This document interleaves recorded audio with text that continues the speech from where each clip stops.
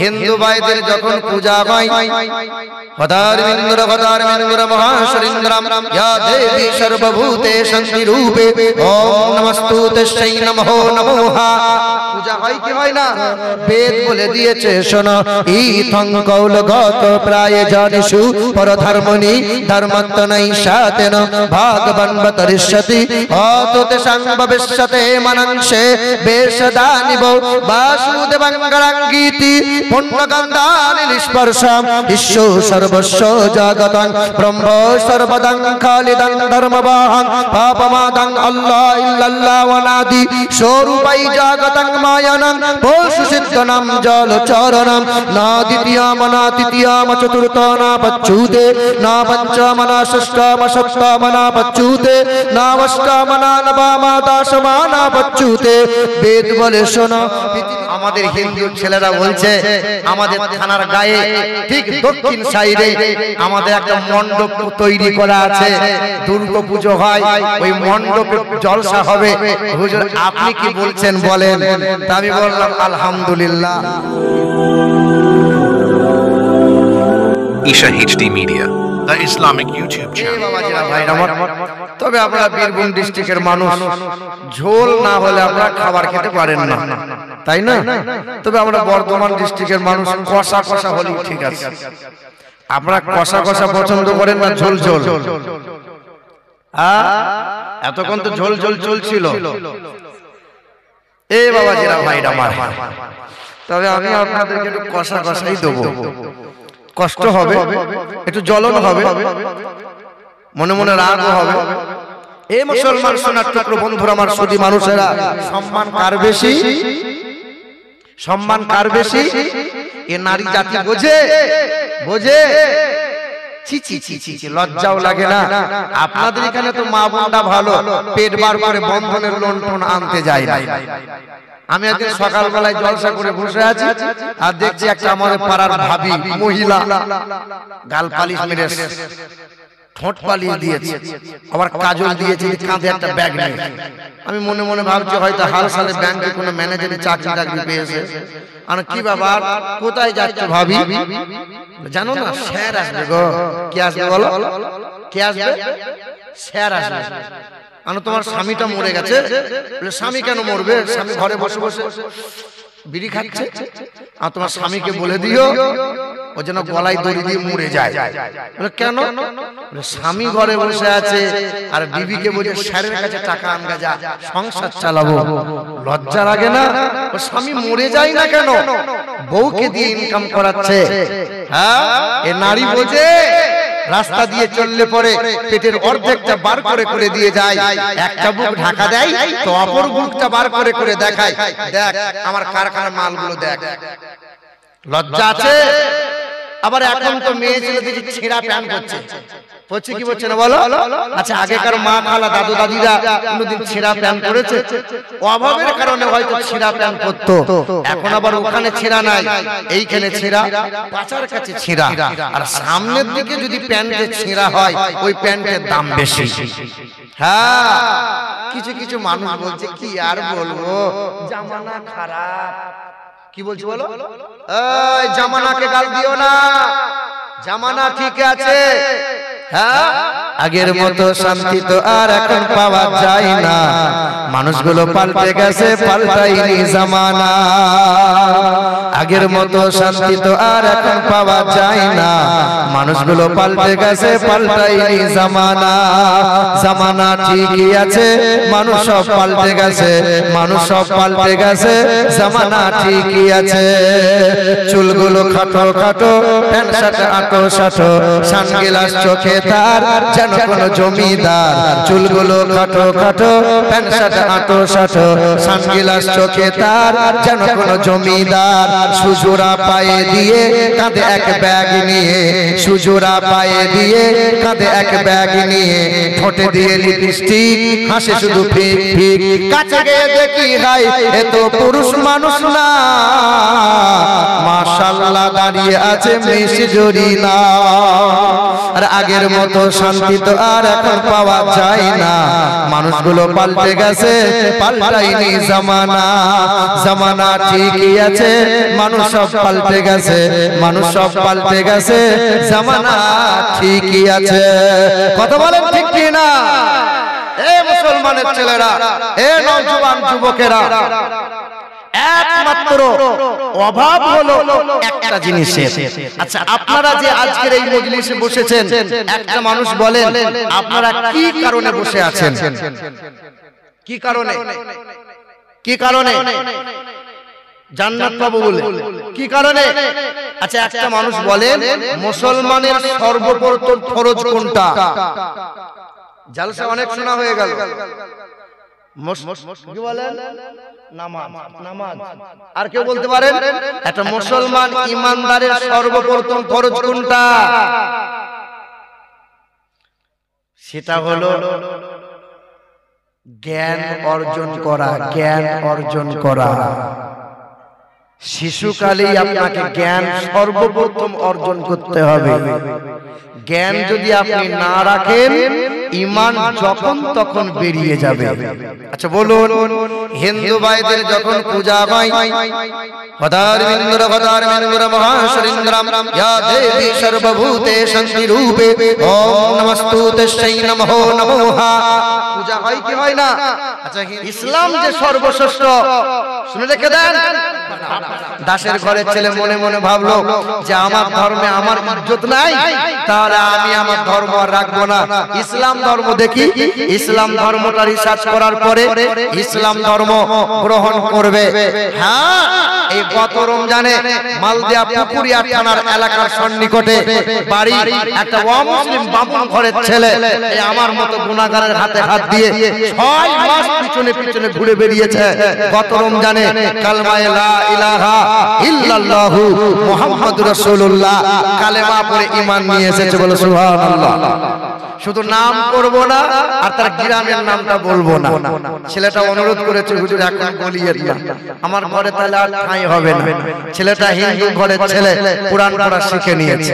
এ মুসলমানের ছেলেরা, এ নওজোয়ান যুবকেরা, হিন্দু ঘরের ছেলে, দাসের ঘরের ছেলে পাক পবিত্র হয়ে গেল, কালমা লা ইলাহা ইল্লাল্লাহু মুহাম্মাদুর রাসূলুল্লাহ কালেমা পড়ে ঈমান নিয়ে আসলো। ঈমান নিয়ে আসার পরে ইমাম সাহেবের কাছে নামাজের সূরা কালামগুলো শিখে নিল। ইমাম সাহেব 5 দিন ছুটিতে বাড়ি চলে গেল। ইমাম নাই, হুজুর নাই, আপনার গ্রামের কোনো একটা মুসল্লি ওই দাসের ঘরের ছেলেটা আজকে ইমানদার হয়েছে, হাতটা ধরে ইমামের ইমামতির জায়গাতে দাঁড় করিয়ে দিয়ে বলেছে, বাবা ইমামতিটা তুমি করে দাও বাবা, কাল দাসের ছিল, আজ কালেমা পড়ে ঈমান নিয়ে এসেছে, নামাজের তরিকাগুলো শিখে নিয়েছে। এই দাসের ঘরের ছেলেটা যদি আজ নামাজ পড়ায়, বলো জনসমাজ ইমামতি করতে পারবে কি পারবে না? পারবে। দাসের ঘরের ছেলে যদি কালেমা পড়ে ঈমান নিয়ে আসে আর সে যদি যোগ্যতা অর্জন করে, দিল্লি কেন মক্কা মদিনায় ইমামতি করার সুযোগ আছে না নাই? সুযোগ আছে। এ মুসলমান, বামুন ঘরের ছেলেটা দাসের ঘরের মেয়েকে বিয়ে করতে পারবে না, দাসের ঘরের ছেলেটা ব্যানার্জি ঘরের মেয়েকে বিয়ে করতে পারবে না। ইসলাম ধর্মটা দেখো, মুমিন ঘরের ছেলেটা আনসারী ঘরের মেয়েকে বিয়ে করতে পারে, খান ঘরের মেয়েটা শেখ ঘরের ছেলেকে বিয়ে করতে পারে।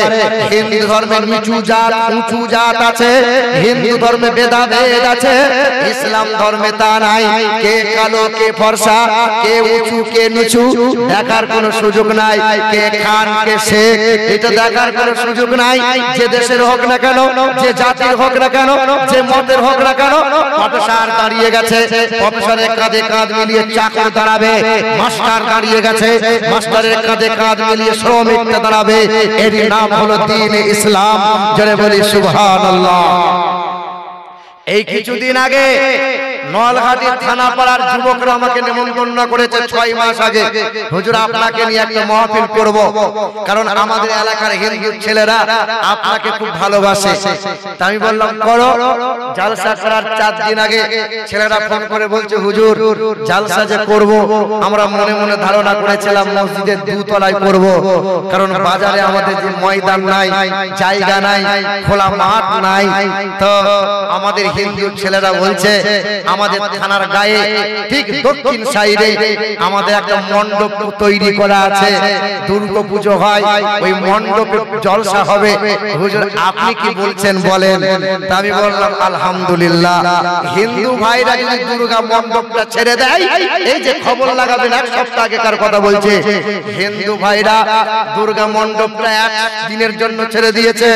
আমি এসে দেখলাম ঢালাই করা 4টে পিলার দিয়ে ছাদ দেওয়া আছে, মণ্ডপ তৈরি করা আছে, এখন সাদা রঙের আলপনা মুছে যায় নাই।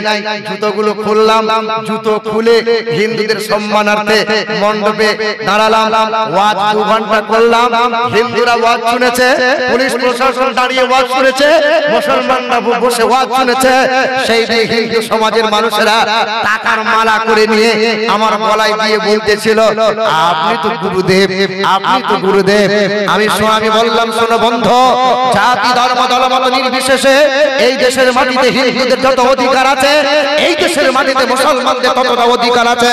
সবচেয়ে বেশি রক্ত দিয়েছে যারা, সবচেয়ে বেশি জীবন দিয়েছে যারা, সেটা হলো আমরা। এখনো ইন্ডিয়া গেটে 92,000 স্বাধীনতা সংগ্রামীদের নাম লেখা আছে, তবে 62,000 শুধু দাড়িওয়ালা টুপিওয়ালা মুসলমানদের নাম পাওয়া যায়। বলে সুবহানাল্লাহ, সুবহানাল্লাহ, সুবহানাল্লাহ। এ মুসলমান সোনার টুকরো বন্ধুরা, এই আমার সুজি মানুষেরা, ইসলাম ধর্মটা কত স্বচ্ছ ধর্ম আপনি দেখেন। আল্লাহর নবী বলেন, আল্লাহ রাসূল বলেন, ওই মহিলা দেহ ব্যবসা করে, ওই মহিলা নাপাক মহিলা, ওই মহিলা দেহ ব্যবসা করে। ওই মহিলা রাস্তা দিয়ে যাচ্ছে, যাওয়ার পথে একটা কুকুর অসুস্থ অবস্থায় পিপাসায় কাতরাচ্ছে। ওই বেশ্যা মহিলা, ওই নাপাক অপবিত্র মহিলা, ওই মহিলা নিজের উড়নাটা খুললো, কুয়ার মধ্যে ভিজালো, কুয়া থেকে পানি তুলে নিচড়ে ওই কুকুরকে পান করালো। ওই কুকুরটা সুস্থ হয়ে বাড়ি চলে গেল। আল্লাহর নবী বলেন, ওই মহিলা গুনাহগার ছিল, ওই মহিলা নাপাক ছিল, কিন্তু মহিলা ঈমানদার ছিল। ওই মহিলা ঈমানদার থাকার কারণে তার একটা নেক কাজকে আল্লাহ বড় পছন্দ করে নিয়েছে, আর তার সকল গুনাহগুলোকে আল্লাহ maaf করেছে। ওই কাল ছিল বিশ্বাস, ওই মহিলা হয়েছে জান্নাতি মহিলা। আল্লাহর নবী বলেন, আমি মিরাজে গেলাম, আমি মিরাজ থেকে দেখে এলাম এক মহিলাকে কঠিন আগুনে দগ্ধ করা হচ্ছে, কিন্তু মহিলা আমার খুব পরিচিত মহিলা। সাহাবারা খোঁজ লাগালেন, ইয়া রাসূলুল্লাহ, ওই মহিলার খোঁজ লাগিয়ে দেখলাম ওই মহিলার বাড়িতে একটা বিড়াল ছিল, বিড়ালটা খেতে চাইতো, মহিলা খেতে দিত না, বিড়ালটা অসুস্থ হয়ে গেল, বিড়ালটাকে খাঁচায় বদ্ধ করে রেখে দিয়েছিল, অসুস্থ অবস্থায় বিড়ালটা কোনোদিন মারা গিয়েছে। আল্লাহর নবী বলেন, আমি মিরাজে জাহান্নাম পরিদর্শন করে দেখলাম জাহান্নামে ওই মহিলা জ্বলছে, একটাই কারণ হলো বিড়ালকে কষ্ট দেওয়ার কারণে। আর ইসলাম ধর্মটা দেখেন, যে ধর্মে কুকুরের সেবা করলে পরে একজন বিশ্ব মহিলা জান্নাতি হয়, যে ধর্মে একটা বিড়ালকে কষ্ট দিলে ওই মহিলা জাহান্নামী হয়, সেই জাতি মার খাবে। এক মুসলমান অপর মুসলমানের প্রতি মানবতা, এক মুসলমানের প্রতি প্রেম প্রীতি ভালোবাসা নাই, হিংসায় মুসলমান চলে যায়, হিংসায় মুসলমান অধঃপতিত হয়। এ মুসলমান, যে জাতি, যে ইসলাম ধর্মে কুকুরের সেবা করলে জান্নাত হয়, বিড়ালকে কষ্ট দিলে জাহান্নাম হয়, আর এক মুসলমান অপর মুসলমানকে সেবা করলে এই মুসলমান কি জান্নাত পাবে না? জান্নাত পাবে না? আহা, আমরা ইসলাম ধর্মের দাবিদার মুসলমান, কিন্তু আমরা মানুষ হয়ে মানুষকে ভালোবাসতে পারলাম না। পেরেছি বাবা? বলেন পেরেছি আমরা? কত হিংসা দেখেন। 2 ভাই বাস করে বাড়িতে, বিয়ে হয়েছে, বিয়ে এখনকার বিয়ে মানে 2 মাস যেতে না যেতে ভেনু হয়ে গেল, মানে আলাদা ঘর, আলাদা হাড়ি, আলাদা গোয়াল, আলাদা ছাগল, আলাদা গরু, আলাদা। ঠিক না বল? ঠিক না ভুল বলেন? দুই ভাই দুই বৌমা, এর বাড়িতে সাদা গরু, এর গোয়ালেও সাদা গরু। তো বড় ভাইয়ের সাদা গরুতে দিন গেলে পরে 10 কেজি করে দুধ দেয়। ক কেজি করে? কিন্তু ছোট ভাইয়ের গরুতে 2 কিলোর বেশি দুধ হয় না। প্রতিদিন জোহরের সময় নামাজ পড়তে যায়, আর সাকিনার বাপের হাতটা ধরে বলে, ও সাকিনার বাপ, তুমি দোয়া করতে পারো না যেন তোমার গরুর দুধটা 8 কেজি হয়, 12 কেজি হয়? দুধ আর বাড়ে না। তা প্রতিদিন ওই কটকটির মতো বউটা বলে, কি দোয়া করছো বাবু, কি নামাজ পড়ছো? এইরকম নামাজ পড়ার দরকার নাই, তোমার গরুর দুধ বাড়ে না। এ বাবা, দুধ আর বাড়ে না। মহিলা তো হিংসায় ফেটে যাচ্ছে। দেখবেন অনেক মহিলা এক হাতে খাবার নিয়েছে, এক হাতে ঝাঁটা নিয়েছে, নিজের হাঁস মুরগি আয় আহ আহ খা, সাপে খেতো, বাজ পড়ে না, পরের মুরগি খেতে দেবে না। কি বলছে বলো? যে পরের ছেলের মঙ্গল কামনা করে না, নিজের ছেলের কোনোদিন মঙ্গল আসতে পারে না। তো ছোট বউ দিন রাত বলছে, দোয়া দিয়ে যেন তোমার গরুর দুধ যদি বাড়াতে না পারো, তো এমন বদদোয়া করো যেন বড় ভাইয়ের গরুটা ঠাড়ো মরে যায়। মানে সহ্য করতে পারছে না, ওর গরু 12 কিলো দুধ দেবে, এটা কি সহ্য করা যায়? তাই পুরুষ মনে করো বিবির কথার, কত হুজুর দেখলেন, ওই হুজুরকে বলবেন যে এই যে 2 ঘন্টা 3 ঘন্টা করে ভাষণ দিলেন, আপনার বউয়ের সামনে 10 মিনিট ভাষণ দেবেন দেখনি? পারবে না। সাংঘাতিক জিনিস, বিবি যা জিনিস সাংঘাতিক। ভালো ভালো হুজুররা সব খেজুর হয়ে যায়। হ্যাঁ হ্যাঁ, বিবির সামনে গেলে জিরো। কি বলছেন বলেন? না, আপনাদের এলাকার মানুষরা বিবির কথাই কেউ চলে না, চলে? হ্যাঁ। তো একদিন রানী বলছে, রাজাকে বলছে যে শোনো, পৃথিবীতে সব পুরুষরাই বিবির কথা মেনে চলে। রাজা বলছে, দূর, কে মানে কে, আমি তো মানি না। তো রাজাকে বলতে, ভোট করে দেখো কার দিকে যাই। তো ভোট হচ্ছে, সব পুরুষরা রানীর দিকে যাচ্ছে, সব পুরুষ রানীর দিকে, মানে সবাই বউয়ের কথা মতো চলে। রাজার মন খারাপ, কেউ আমার দিকে আসছে না, কেউ আমার দিকে আসছে না। তো একটা বুড়ো লোক থুত্তুর করে গিয়েছে রাজার দিকে। তো রাজা খুশিতে বাগে বাগ হয়েছে। একটা মানুষ আছে বউয়ের কথা মানে না। রাজা একটা রজনীগন্ধার মালা নিয়ে বুড়োর গলায় পরিয়েছে। তা রাজাকে বলছে, রাজা হঠাৎ আমার গলায় মালা পড়ালে? বলছে, আমি একটা মানুষ চেয়েছিলাম, তুমি সেই মানুষ, বউয়ের কথা মানো না। বলছে, আমি একটাই মানুষ, বউয়ের কথা মানি না। তবে আমি যখন ঘর থেকে বার হচ্ছিলাম, সালমার মা আমাকে বললো, তোমার বয়স হয়েছে, ভিড় ভাড়টাই তুমি দাঁড়াবে না, তাই ফাঁকাতে আমি দাঁড়ালাম। বুঝো, তুমিও বউয়ের কথাই চলো। তা পৃথিবীতে যত আছি আমরা সবাই কম বেশি বিবির কথাই চলি কি চলি না? চলি কি চলি না? এ ব্যক্তি মসজিদে গেছে, বড় ভাইয়ের গরু যেন মরে যায়, বদদোয়া করবে। মসজিদে গিয়ে দোয়া করছে, রব্বানা, ও আল্লাহ পাক, বিবির জ্বলনে হাত তুলতে বাধ্য হলাম। ও আল্লাহ, বড় ভাইয়ের গরু যেন মেরে দিও, মানে বিবির মনের তামান্না তুমি পুরা করে দিও। আল্লাহ, তোমার কাছে বেশি আর কিছু বলবো না। এমন সময় বাড়ি থেকে ছোট্ট বাচ্চা ডাক দেয়, আব্বা তাড়াতাড়ি বাড়ি চলো। বলে, কেন? বলে, আব্বা তাড়াতাড়ি বাড়ি চলো, গরুটা মরে গেছে। এ তখন মনে মনে চিন্তা করছে, দোয়া কবুল হয়ে গেছে। কেঁচা মেরে দৌড় মেরেছে, আর বাড়ির সামনে গিয়ে দেখছে সকিনার মা মুড়ো ঝাঁটা নিয়ে বসে আছে। সাপে খেকো, আয় আয়, উলাও তো। কি হলো, কি বল? কি দোয়া করলে? বলে, কেন? বলে, দেখো বড় ভাইয়ের গরু ঠাড়ো হয়ে দাঁড়িয়ে আছে, তোমার গরু কেল্লা বটে। বলে, আমি তো দোয়া করেছিলাম, দোয়া আল্লাহ কবুল করেছে, আল্লাহ কবুল দোয়া করেছে। হয়তো মালাকুল মউত ফেরেশতা গোয়ালটা একটু চিনতে ভুল করেছে, তাই বড় ভাইয়ের গরু রেখে দিয়ে আমার গরু তুলে নিয়েছে। এ মুসলমানের ছেলেরা, এ আমার মায়েরা বোনেরা, হিংসা যেন করো না, পরের অমঙ্গল কামনা যেন করো না। ইসলাম এমন একটা ধর্ম, মানবতার ধর্ম, প্রেম প্রীতির ধর্ম। আল্লাহর নবী সাল্লাল্লাহু আলাইহি ওয়াসাল্লাম বলেন, দয়ার নবী মায়ার নবী আমার বলেন, তোমরা একে অপরকে মহব্বত করো।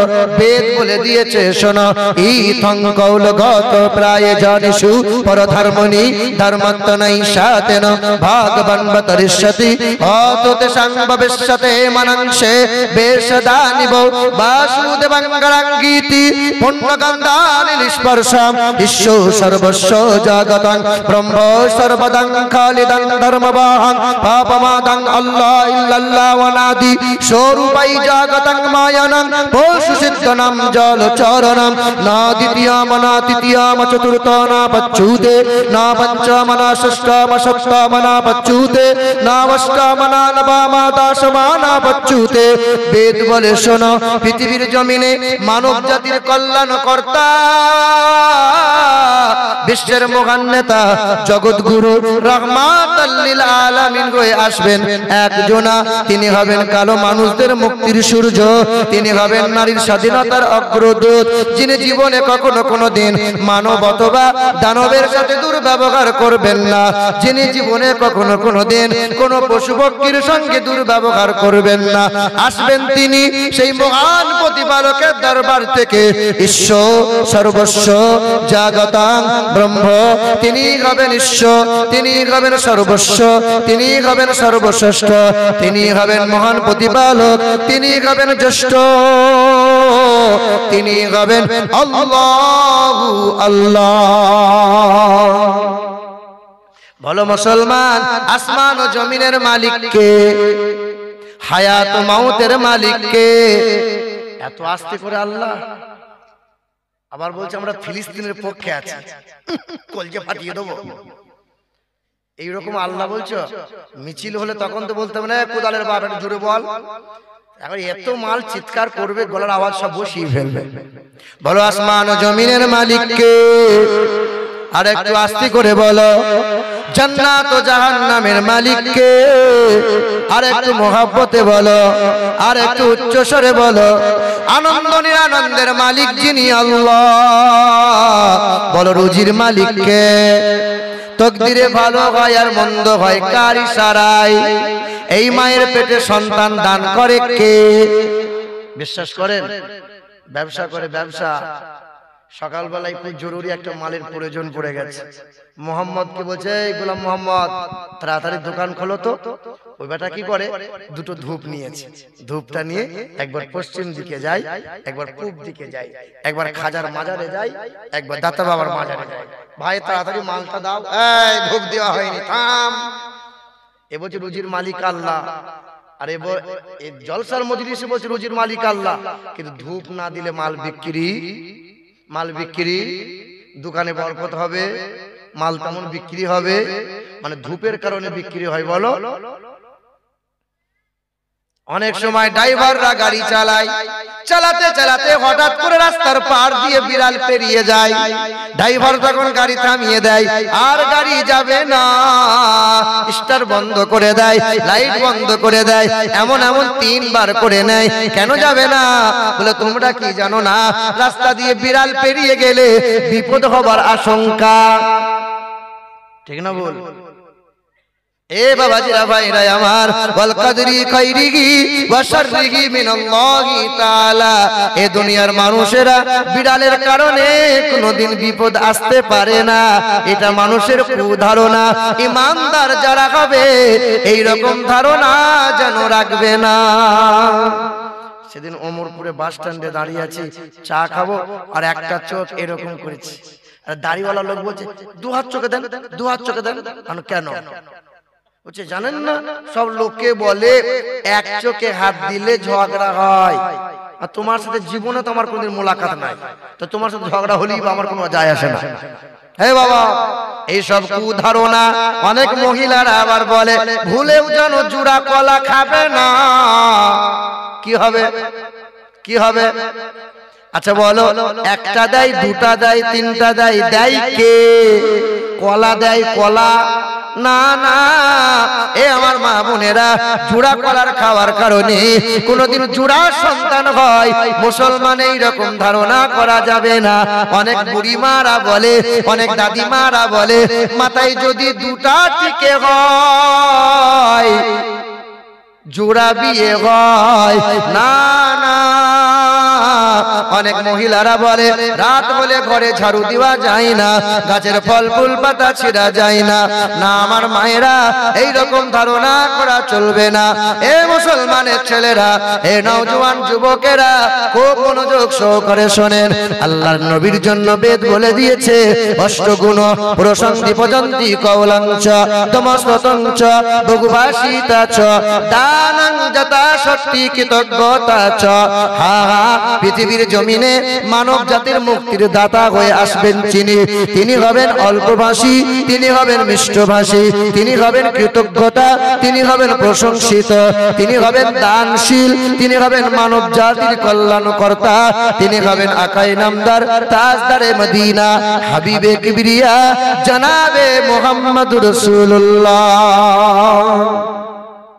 ওই আল্লাহর নবী বলেন, তুমি তোমার সন্তানকে কোরআন ও হাদিসের বিদ্যা দাও। আপনার ছেলে ইঞ্জিনিয়ার হোক, কোনো অসুবিধা নাই। আপনার ছেলে বিএড করুক, কোনো অসুবিধা নাই। আপনার ছেলে বিটেক করুক, না না, কোনো অসুবিধা নাই। আপনার ছেলে মাস্টার হোক, ডাক্তার হোক, আমার জাতির গর্ব। কিন্তু মুসলমানের ছেলেরা, বারবার আমি বলতে চাই যে আপনার ছেলে যেন কোরআন ও হাদিসের বিদ্যা অন্তরে ভরে নেয়। আপনি বাপ হয়েছেন, ছেলের বুকে কোরআনটা তুলে দেন।